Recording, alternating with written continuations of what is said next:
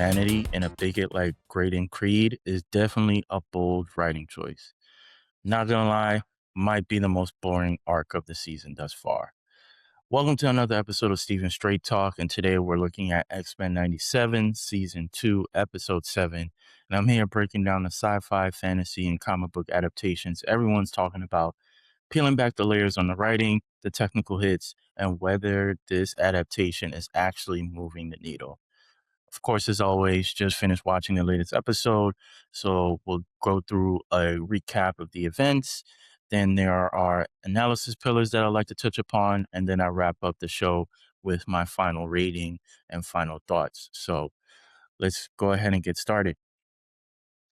The core plot in this week's episode, titled Strange Land, Savage Heart, centers around the Acolytes, now led by Exodus, holding a mutant tribunal in the Savage Land. Their target, Graydon Creed, the anti-mutant extremists who they've kidnapped and threatened to execute unless X Factor releases their captive mutants. Professor X sends a rescue squad, including Nightcrawler, Rogue, Polaris, Bishop, and Beast. Once they arrive, Nightcrawler steps up to defend Creed in court held by the Acolytes. Exodus acts as the persecutor, and Colossus serves as the judge. The episode quickly turns into a massive philosophical debate where Nightcrawler leans entirely on his fate to defend the life of a bigot. That's what happens on the surface. Now let's talk about why it actually matters for the story. So the first pillar that I like to jump into is the character and conflict, some of the emotional core that we'll see throughout the episode. And of course, I'll typically play some scenes from the episode or imagery that may be helpful for the audience that's tuning in. But the first screenshot that I want to share is, of course, of Nightcrawler himself. We see that not only in comics, but obviously in the original series and this continuation into X-Men 97, Nightcrawler has always been a character who is heavily into his faith.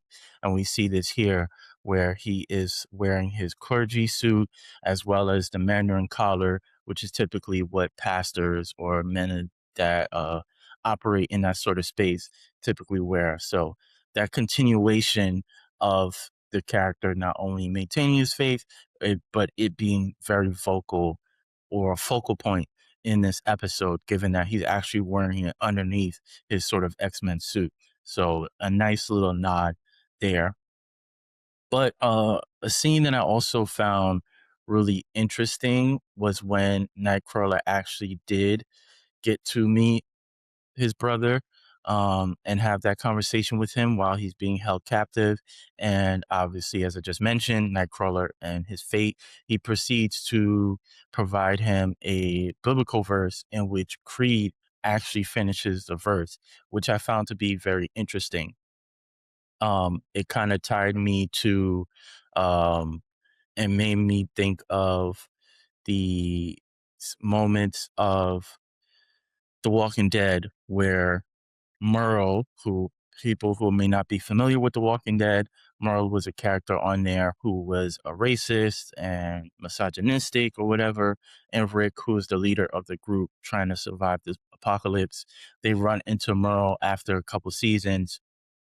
And Herschel, who's also now joined the group, is a very religious individual, and he proceeds to try to have a conversation with Merle, and he does the same thing of stating some sort of biblical verse in which Merle finishes the verse. And then it also makes me think into the ending of Sinners, in which Preacher Boy starts praying, um, saying whatever biblical verse that comes to his mind. And then I forget the name of the lead vampire, but he also proceeds to finish the verse. And I thought that was very interesting sort of dynamics in all three scenarios where you have these two men of faith, but they stand on opposing views. In the case of Merle and Rick, here's Rick just trying to survive, and Merle still operating under certain pretenses and discrimination and all the other, ugly ideologies that existed before the fall of society. And Sinners, you have Preacher Boy, who is I guess, a child of God, since his father is a preacher. And so in this moment where he thinks he's going to die, he's relying on his faith, which the main vampire then expresses to him, like, the people who turned me into a vampire were also people who were practicing and heavily into their faith as well. And so we have the similar situation with Nightcrawler and Creed, where Nightcrawler just wants some form of acceptance as a mutant, especially with his outward appearance. And Creed, even though he is a byproduct and a child of mutants, he absolutely hates mutant kind in every aspect. So, very interesting sort of dynamic that they display there. But with that being said, I think throughout the episode and even in that scene I just played, the whole Nightcrawler trying to find sympathy for Creed, I felt to be a very boring arc. It didn't really do anything for me. And that may also be, given the times that we're in. Obviously, X-Men is a very political sort of content in regards to people's acceptance or mutants acceptance, I should say, and what right do they have to just live freely. And then this is exactly what it is that we see in the real world in terms of people on the left and the right and all those sorts of conversations there. So um, I think that definitely plays a factor of, like, given how much we have lost. And I'll tie this a little bit later in one of the other scenes that they play, but given how much we have lost, how can one find grace or exhibit kindness to people who basically don't want you to exist in any sort of fabric? So it was definitely a tough sort of arc for me to kind of digest in the moment, but it is what it is. But the whole episode sort of culminates with Creed ending up killing Exodus, as Nightcrawler and Exodus battle after the whole, judge and jury and them trying to go on trial for Creed, but Exodus dies as Creed shoots him from the back, and then he takes Nightcrawler as a hostage, in which Bishop then orders Polaris to essentially kill um, Creed, but Nightcrawler obviously teleports them to somewhere. I'm going to assume it's Antarctica or the North Pole or anywhere where it's just sub-zero temperatures with a bunch of snow or whatever. And he basically spares him, but he also scolds him at the same time, basically tells him that for how much he hates mutants, he acts like the two very mutants that brought him to an existence, which are Mystique and Sabretooth, which they also touch upon within the episode as well. And then we get the confirmation that he didn't die, that Dr. Cooper was able to get the X Factor team to then go find him and, resolve things from that sort of matter. So I think and then earlier and I'll touch upon this a little bit later, but we obviously see that Creed does run for president, and he basically makes that announcement. So I think that is also something that's accurate to the comics. So they're been pretty much sticking pretty close to the comics from my awareness. Again, I'm not a big comic book reader. A lot of this information I find on YouTube, but from my understanding, they're kind of following the comics to a T to a certain extent. Um, but the next pillar I want to get into is the world building and the lore. Some of this stuff is more like on a nerd sort of scope. Sometimes it could be things that tie into the comics. Sometimes it's just, things that can be pointed to the original show or just anything in general to these characters and their long history. But we start with the intro theme per usual. They add in a scene for Polaris.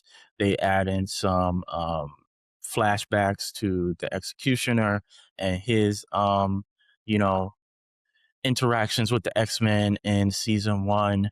We also get a small backstory with Nightcrawler, seeing when Mystique abandoned him.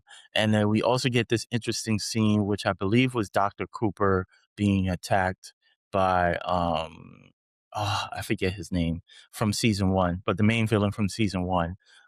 We get that flashback when he was using his powers and his connection to technology to hold her up as prisoner. And then we also get this other scene where Creed interacts with Apocalypse. So it'll be very interesting to see whether that will actually happen in this season, given how the episode ended. But just, them tying things per usual with everything that's going on with these characters' lives. And um, also from a sort of intro sort of perspective, the episode actually starts with a flashback to the events that happened in Genosha. We get another angle, which I thought was a really, really powerful and great scene. Very much tying into the sort of anime action vibes that they've been executing in the series thus far.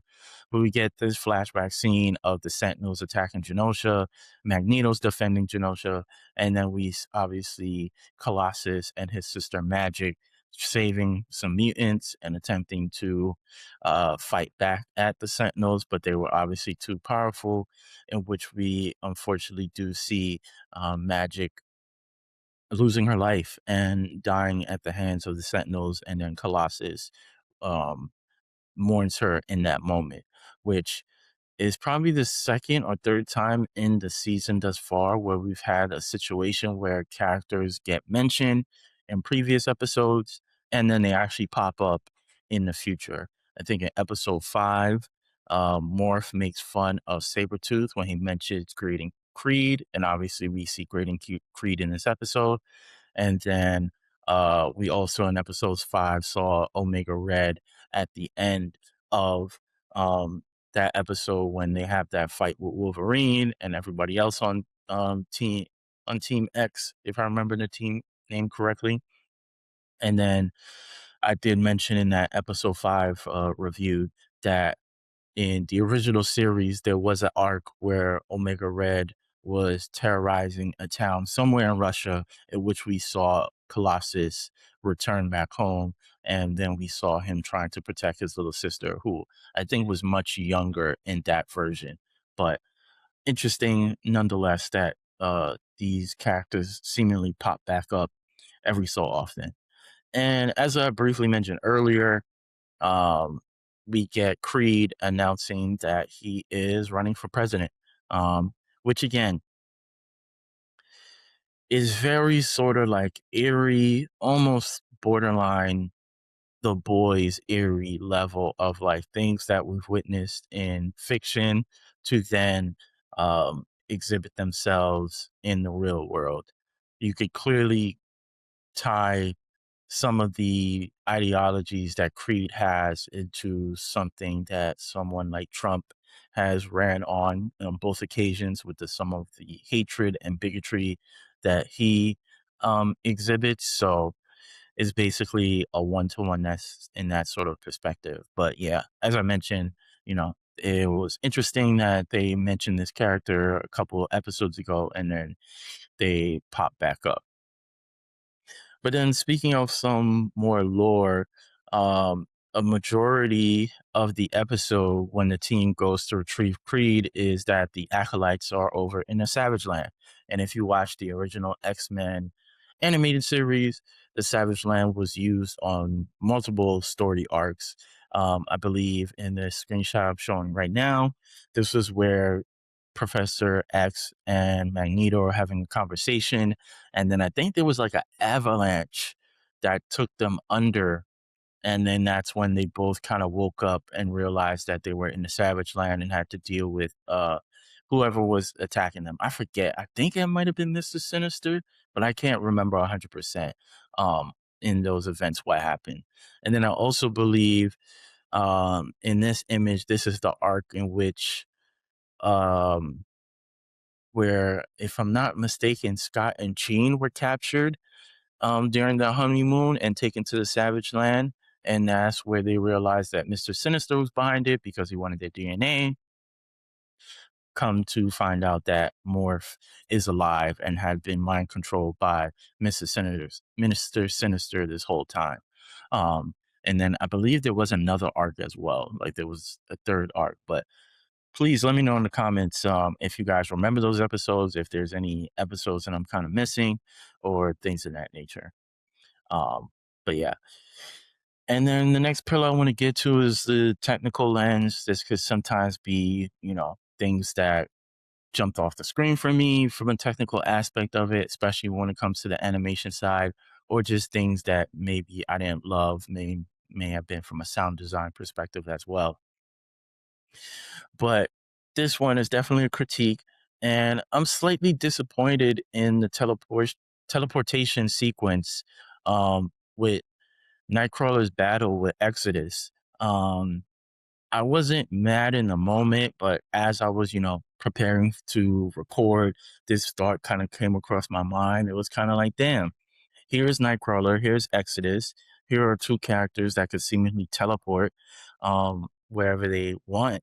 And one of the more standout sequences in season one was us finally getting to see what it looks like when not Morph, when Nightcrawler actually teleports from one location to another. We've never saw that in the original animated series. It was nice to see in X-Men 97, which again was one of the standout moments in the season. So I thought it would have been a great opportunity for them to kind of display it not only again, but also possibly seeing the differences between Nightcrawler and how he teleports in comparison to Exodus and how he teleports. Like that would have just been a nice little touch, a nice little nod there. But they didn't go that route. They basically just showed them both popping in and out, fighting one another, and kind of moved on. Which I don't know. I think that was a very much a missed opportunity from that sort of perspective. And what that's the only note that I have for the technical lens. But the next analysis pillar I want to get into is the adaptation check, which primarily kind of ties into some of the source material and where they draw these stories from. As I mentioned, I'm not a big comic book reader, so I'm learning a lot on the way when it comes to any of these different shows and any of these different properties. But this is now like the second episode in which we see a character returning to the X Mansion and returning to be an active member of the X-Men, which a couple things.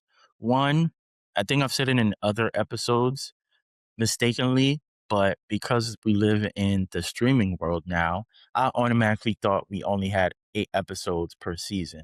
But when I went to go retrieve some content from season one, I noticed that it was actually 10 episodes. So that's good. So there's more room for things to happen, meaning like, we have 3 episodes to kind of jump into the rest of the story. Because had this been the penultimate episode, I probably would have judged this episode a lot more harshly. But with that being said, this is now the second episode where we're getting characters being added to the X-Men and returning to the X-Mansion. While I'm not necessarily mad at it, we are spending whole episodes on these particular arcs. And I don't really remember how many characters were added on for the fight of Apocalypse in the original show. And maybe it is vastly different in the comics as well. So please let me know in the comments if I'm way off. But I just find it interesting. We spent that whole episode with Polaris, which wasn't necessarily mad at it because it's very Magneto adjacent to a certain extent. And now we spend this this whole entire episode focused on Colossus as well. And so it's just interesting how they're adding more team members, which, they need as many team members as they possibly can get when it comes to um, these characters. And so for the fight with Apocalypse, there I would imagine that they need everybody they can get. But I do think it's a very interesting sort of approach to kind of have these sort of side stories and not really necessarily focus on the overall arc. Again, I'm not mad at it. It's just an interesting sort of perspective because I did come across these other content creators who were not necessarily critiquing the show in the same way, but they were basically stating how while they love the show, they feel as though they're trying to push in a lot of storylines into this one season, and it may feel like the pacing is a bit off in a certain extent. For me, I don't necessarily agree or disagree. I do feel as though the original show was kind of like that, where there were a lot of, just siloed episodes where one specific thing would happen and the course of events will be completed in a singular episode. Versus here, we obviously had the first season with the Sentinels and everything going on with Bastion. I wish I would have remembered his name earlier. With Bastion and everything going on, and then they have the side stories there, and then we have the similar thing with Apocalypse, and then the side stories here. So I think it's an interesting approach. Not necessarily mad at it, but again, more characters being brought into uh, a very specific scenario to handle certain things versus like, we've had our high point of Apocalypse in the first half of the season, and then it's just been little morsels here and there, basically like borderline post-credit scenes or scenes to end the episode. But yeah, let me know in the comments if you guys feel the same, if you disagree, or whatever the case that may be. And speaking of end of the episode items, we obviously end off with the cliffhanger in which the team of Cable, Jubilee, Sunspot, Psylocke, and Archangel go to that Greek Colosseum that Apocalypse was hiding under, and where he resurrected Gambit in one of the previous episodes, only for them to find out that Apocalypse's corpse is there instead. We see that his skeleton is there underneath his suit, and then Jubilee picks up a playing card, which is obviously a hint at um, Gambit and his resurrection. So it leads us to think, like, was Gambit the one powerful enough to kill Apocalypse? I did recently find out that Gambit is an Omega level mutant, so who knows? Maybe him being resurrected gave him even more strength than before to perform such a feat. Or is this like a more bait and switch sort of perspective to like keep their guard down? And while he continues on doing whatever it is that Apocalypse may be doing, is there some sort of body switch here where he may have moved his consciousness into another form? So who knows? Let me know in the comments what you guys think about those possible options or plays at this sort of cliffhanger, and whether that cliffhanger will be completed by the end of the season. I think I did see other content creators kind of predict that the Apocalypse arc is probably not going to be resolved by the end of the season, that they assume that it's going to also carry on to season 3. So we'll see. We'll see how it plays out. But yeah, let's get into the final word. I'll give you guys my rating, my last thoughts, and then wrap this up and get up on out of here. So we work on a 5 remote system, 1 remote being unwatchable, 5 remotes being all-time great peak television.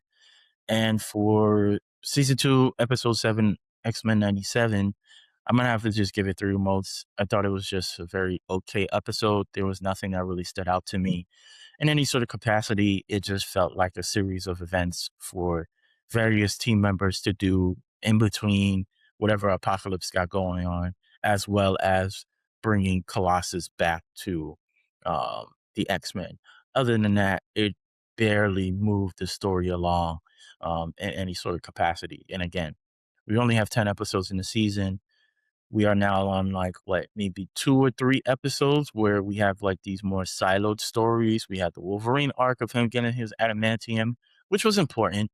We have Polaris returning to the team, and then we have Nightcrawler returning to the team. Maybe these are things that probably could have been sprinkled throughout other episodes as like a simultaneous events versus singular episodes where uh, these are the things that are happening. But let me know if you guys agree or disagree with that sort of theory or point. But yeah, this episode was packed with a bunch of dope lore and Easter eggs, but the Nightcrawler Sympathy arc just did nothing for me, and they really disappointed me on the combat visuals. So I'm curious, did that ending catch you off guard, or did you see it coming? Drop a comment below.